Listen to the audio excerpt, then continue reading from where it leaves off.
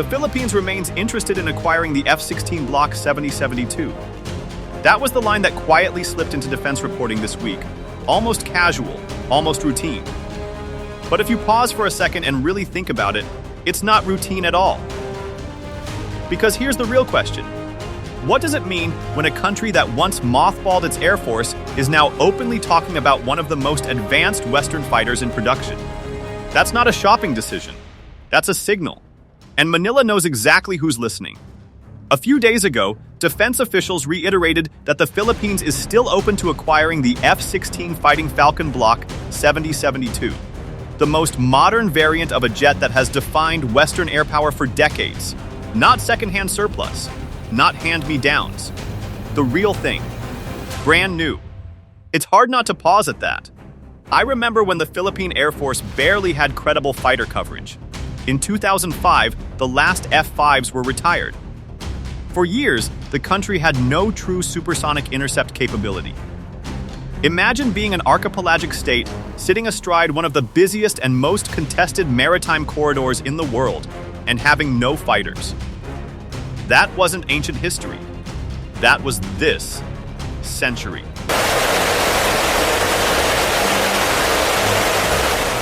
Fast forward to today, the conversation has shifted from can we patrol our skies to should we field a 4.5 generation multi-role platform with AESA radar and advanced beyond visual range missiles? That's a different era. But here's where it gets complicated, and honestly, a little tense. This isn't about whether Manila wants the F-16. Of course it does. Any serious Air Force planner would. The Block 7072 comes with the APG-83 AESA radar, upgraded mission computers, improved electronic warfare suites. It's not stealth, but it's highly lethal and interoperable with US systems. For a treaty ally operating under the Mutual Defense Treaty, that matters. A lot. The real issue is money. Modern fighters are not just aircraft. They are ecosystems. Acquisition cost, sustainment, training, weapons packages, infrastructure, life cycle maintenance. When you buy something like this, you're signing up for decades of financial commitment. And for the Philippines, still balancing development needs, disaster response, and social spending, that's not a small political task. So what we're really watching isn't a procurement story. It's a test. A test of how far Manila is willing to stretch financially to match its strategic anxiety. A test of how serious deterrence has become in the South China Sea. A test of alliance credibility, not in speeches, but in hardware.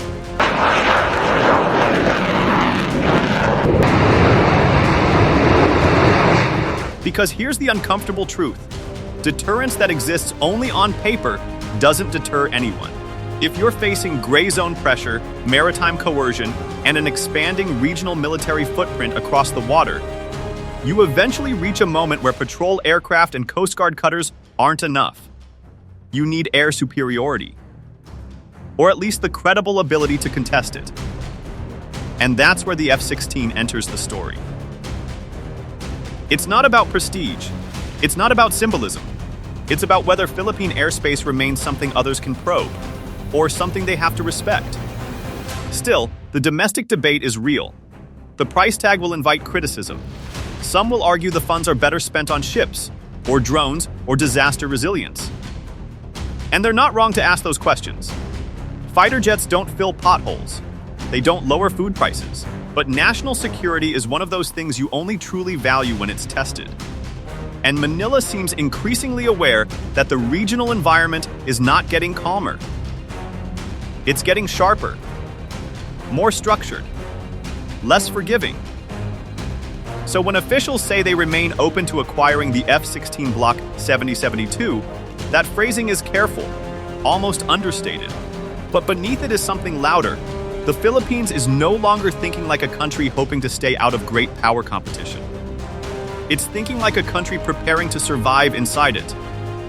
And that shift? That's the real headline.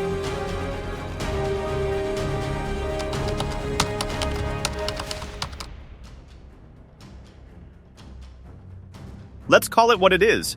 This renewed interest is rooted in unfinished business. When the Philippine Air Force retired its last Northrop F-5 in 2005, It wasn't just retiring aging jets. It was closing a chapter and stepping into a long, uncomfortable gap. For years after that, the country had no real supersonic air defense capability. None. That's not a minor technical detail. That's a strategic vulnerability. The arrival of the KAI FA-50 Fighting Eagle helped. It restored a measure of speed, training proficiency, and limited air policing capacity. And honestly, it was a necessary step you rebuild in phases. But the FA-50 is a light combat aircraft. It's not designed to dominate contested airspace. It doesn't offer the full-spectrum multi-role capability you'd want if things escalate. It trains pilots well, it can defend in a limited scenario. But it's not the aircraft you rely on if you're serious about credible airspace control in a high-threat environment. And that's the core of the issue. If you're facing an increasingly complex regional air picture, longer-range sensors, advanced fighters, layered air defense systems, you eventually need a 4th or 4.5 generation platform. Not for prestige, for survivability, for deterrence that looks believable from the other side of the radar screen. Then there's the West Philippine Sea. And this is where the conversation stops being theoretical. Tensions there aren't abstract policy debates. They're real-world standoffs. Maritime pressure, close encounters, constant testing of boundaries. In gray zone competition, air power becomes more than combat power. It becomes messaging, presence. A signal. Aircraft can show up fast. They can patrol. They can escort. They can complicate calculations without firing a shot. And that matters. Because deterrence isn't just about what you can destroy. It's about what you can credibly contest. Right now, the Philippines is strengthening its maritime posture. But air power is the missing layer that ties it together. A stronger aerial deterrent posture doesn't guarantee stability. Nothing does. But it shifts perception. And perception drives behavior in contested spaces. There's also the alliance dimension. Security cooperation with the United States isn't what it was 20 years ago. It's deeper, more structured, more operational. Exercises are expanding. Access arrangements are growing. Interoperability is no longer just a buzzword, it's a practical requirement. Choosing a platform like the F-16 Fighting Falcon Block 7072 aligns directly with U.S. doctrine, logistics chains, maintenance infrastructure, and training systems. That reduces friction. It simplifies joint operations. It embeds the Philippine Air Force more firmly within an existing ecosystem rather than forcing it to build one from scratch. And then there's financing. Potential access to U.S. foreign military financing or other security assistance mechanisms could soften, not eliminate but soften, the fiscal blow. That changes the political calculus in Manila. It turns an aspirational purchase into something slightly more attainable. So when officials say they remain open to acquiring the F-16 Block 7072, it isn't impulsive. It's layered. It's about closing a long-standing capability deficit. It's about signaling seriousness in contested waters. And it's about aligning strategy with alliance architecture. At some point, a country has to decide whether it wants to merely patrol its airspace or truly control it. That's the crossroads Manila is standing at now.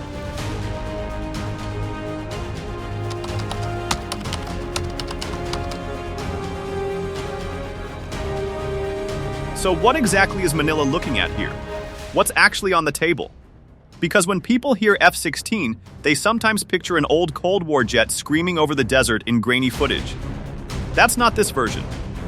The F-16 Fighting Falcon Block 7072 is essentially the most evolved form of a platform that has been refined for nearly 5 decades. It's not experimental. It's not theoretical. It's mature, but modernized in ways that make it very relevant in today's battle space. Start with the radar. The AN or APG-83 AESA radar fundamentally changes how the aircraft sees and fights. Active electronically scanned array systems provide greater detection range, improved tracking of multiple targets, better resistance to jamming, and higher reliability than legacy mechanically scanned radars. In plain terms, The pilot sees more, sooner, and more clearly, and that often determines who survives.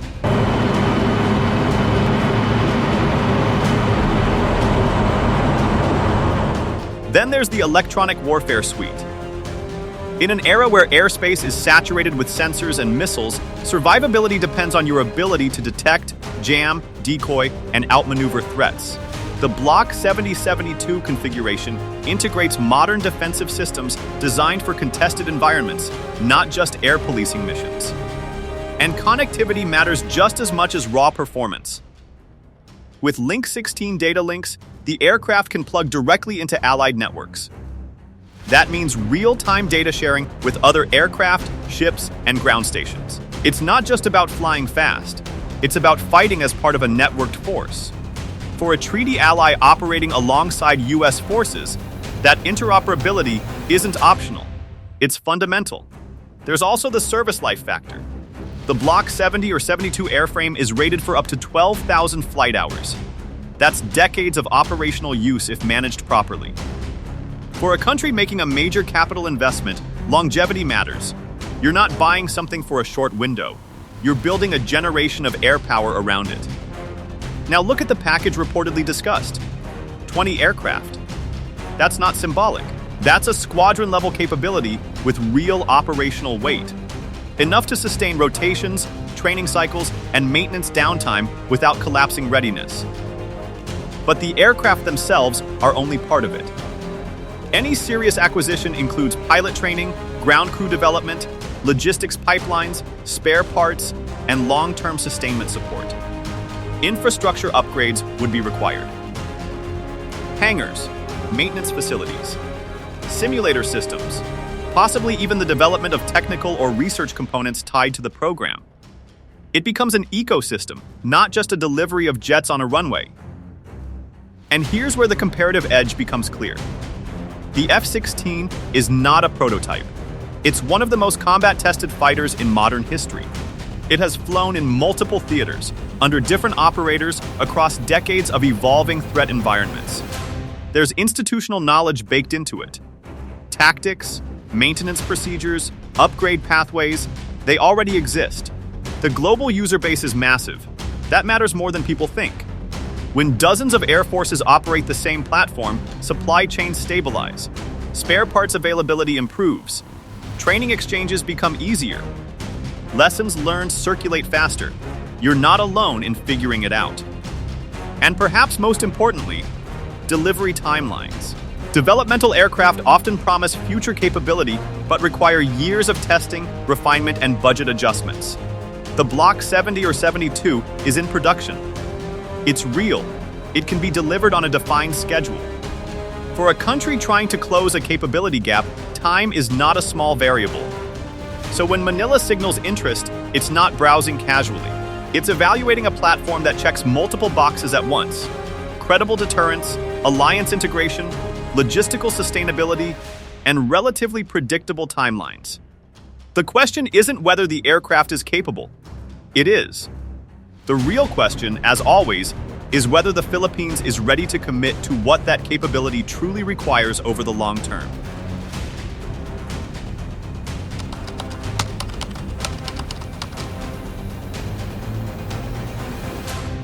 Here's where the conversation gets uncomfortable. Everyone talks about capability, radar range, missile envelopes, deterrence theory, but eventually, it all hits the same wall: money. The proposed acquisition of the F-16 Fighting Falcon Block 7072 isn't a modest purchase. We're talking multi-billion dollars once you factor in aircraft, weapons packages, training, sustainment, infrastructure, and lifecycle support. Not just the sticker price, the full ecosystem. And that number? It reportedly exceeds the current modernization ceiling. So defense leadership has had to do something very unglamorous: send proposals back for revision. Not because they don't want the jets, but because spreadsheets don't bend just because strategy demands it. That's the fiscal impasse in plain terms. Yes, the overall defense budget has grown in recent years, but modernization funds are still structurally capped. Personnel costs rise. Operations and maintenance consume predictable chunks. Disaster response requirements never disappear in a country hit regularly by typhoons and earthquakes. The money that's left for big-ticket capital acquisitions is tighter than headlines suggest. And then there's domestic politics. Fighter jets are easy to criticize. They don't lower food prices. They don't fix infrastructure. They don't directly solve poverty. So when lawmakers look at a multi-billion-dollar commitment that stretches across decades, hesitation isn't irrational, it's political reality. Long-term debt exposure is particularly sensitive. Locking in extended financial obligations for a single program can limit flexibility for future administrations. Congress knows that once you sign a contract of this magnitude, you're married to it. Backing out later is costly, diplomatically and financially. So what options are actually on the table? Extended payment terms are one possibility, spreading costs across more years to reduce annual pressure. That doesn't make it cheaper. It just makes it more manageable in cash flow terms. Government-to-government financing structures could soften the upfront burden. Loans, security assistance frameworks, creative structuring. These mechanisms exist precisely because not every partner can write a check immediately. A phased acquisition strategy is another path. Instead of 20 aircraft delivered in one tranche, the purchase could be staggered. Start smaller. Build gradually. That lowers immediate fiscal shock, though it may dilute near-term capability. There's also the possibility of leveraging unprogrammed or supplemental funding, essentially tapping into revenue streams or appropriations that weren't originally earmarked but become available due to economic shifts or legislative adjustments. None of these options eliminate the core issue. They simply shift the timing and structure of payment. And that's the tension Manila is navigating right now. Strategically, the rationale is increasingly clear. The security environment isn't stabilizing. Alliance integration is deepening. The capability gap is real. But strategy doesn't write checks. So the real battle isn't happening in the sky. It's happening in budget committees, finance departments, and congressional corridors. In the end, the question isn't whether the Philippines understands the stakes, it's whether it can afford to act on them without compromising everything else it's trying to build at home. That's not a military dilemma. That's a national one.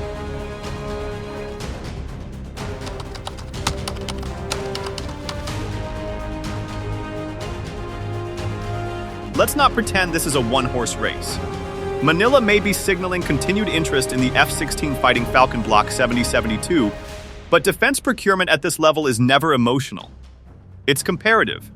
It's calculated. It's strategic chess. The Saab JAS-39 Gripen remains a serious alternative. Lower lifecycle cost. Lean operating model. Flexible financing structures that tend to appeal to countries managing tight modernization envelopes. The Gripen was built with sustainability in mind. Quick turnaround, smaller logistical footprint, and cost-conscious doctrine. For a country that has to justify every peso spent, that efficiency argument carries weight. Then, there's the Eurofighter Typhoon. High-end capability. Strong air-to-air dominance credentials. NATO pedigree. But capability at that level comes with higher sustainment demands.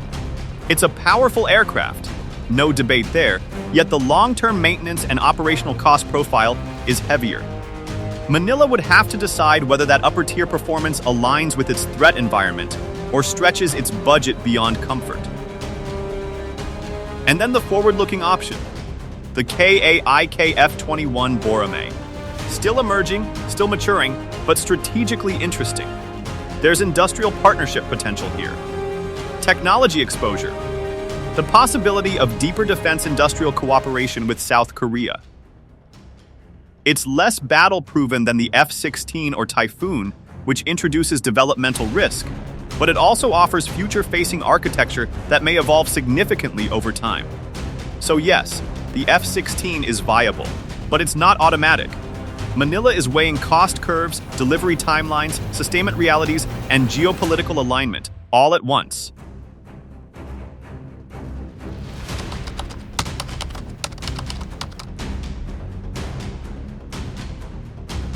Time is not neutral in defense planning.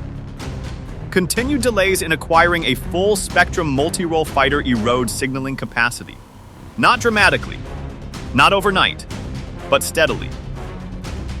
Air superiority, or at least credible air denial, remains central to any maritime security strategy. You cannot secure sea lanes if you cannot secure the skies above them. The West Philippine Sea environment is dynamic and layered. Without a modern 4th or 4.5 generation platform, the Philippines' air power posture remains transitional. Deterrence is psychological as much as technical. Capability must be visible enough to shape calculations. Selecting the F-16 would do more than fill an air power gap. It would anchor long-term U.S., Philippines integration in hardware and logistics architecture. Training pipelines, maintenance ecosystems, shared data links, doctrinal alignment. Over time, that compounds into structural interoperability. Choosing an alternative platform would not weaken the alliance, but it would diversify procurement relationships. It would signal strategic flexibility, perhaps even autonomy, in sourcing. That decision would carry diplomatic weight, whether intended or not. Large-scale fighter acquisition can cede more than operational capability. It can create technical training hubs, expand maintenance infrastructure, expose local engineers and technicians to advanced systems integration. Over decades, that builds institutional competence. The structure of the deal, offsets, technology transfer provisions, sustainment localization will matter just as much as the aircraft selected.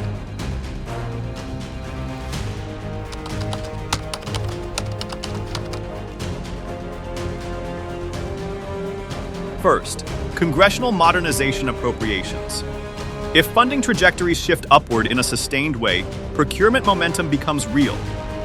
If they remain capped, the debate stays theoretical. Second, U.S. flexibility on pricing and financing. Adjusted structures, phased payments, or expanded assistance could recalibrate feasibility. Third, Philippine debt sustainability assessments. Macroeconomic stability cannot be sacrificed for deterrence. Both must coexist. Fourth, delivery timelines relative to regional threat acceleration. If the security environment sharpens faster than procurement cycles allow, urgency increases. Fifth, scale. Whether the acquisition proceeds as a 20-aircraft package or is implemented incrementally will shape both operational impact and fiscal pressure.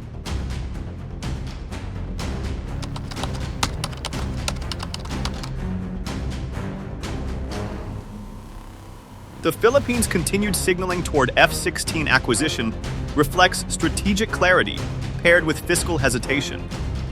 This is not a debate about whether modern fighters are capable. They are. Nor is it confusion about the air power gap. That gap is well understood. The real issue is political will, financing innovation, and long-term defense prioritization. In the end, Manila is not choosing between aircraft. It is choosing how boldly it wants to position itself in a security environment that is becoming less forgiving by the year. And that decision, more than any radar specification, will define the next chapter of Philippine air power. If you found this analysis valuable, share your perspective in the comments. Your insights help deepen the conversation and sharpen our understanding of evolving regional dynamics. Thank you, and we will see you soon in our next geopolitical discussion.